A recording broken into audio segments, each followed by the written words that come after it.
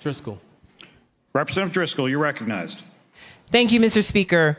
Some of you maybe heard about the 16th century, sometimes they call him a prophet or predictor. His name was Nostradamus.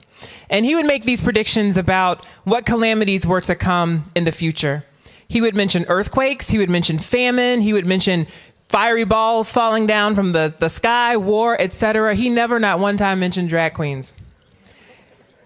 We have a federal website. It's called ready.gov. I encourage you to check it out. It's all about disaster preparedness. They talk about all sorts of hazards: avalanche, biohazard exposure, cybersecurity, drought, earthquakes, explosions, extreme heats, flood. As I can go on, they never, not one time, mention drag queens.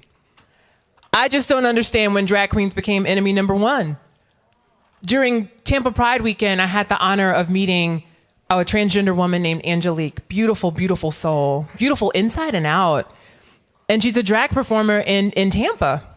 And she never really engaged much in the political process until she learned more about what was happening in Tallahassee. And she's come and she's brought her community with her and has testified in committee after committee saying, please don't do this. This is my livelihood.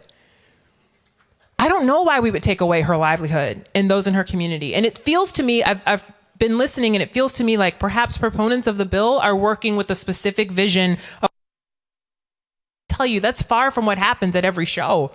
I can remember in law school going to drag queen bingo. It was a great, fun experience that my classmates and I loved to do.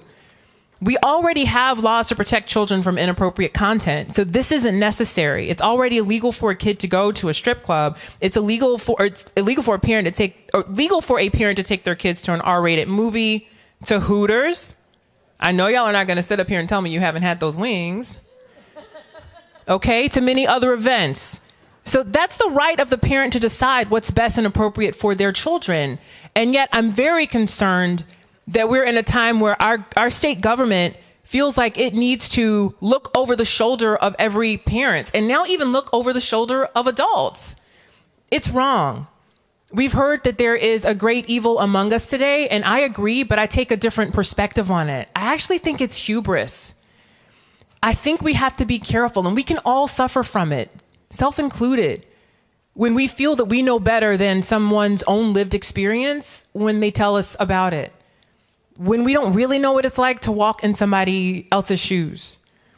But when we have many, many members of the community in fabulous shoes come and tell us exactly what this bill would do to their community, I believe it's something we cannot ignore.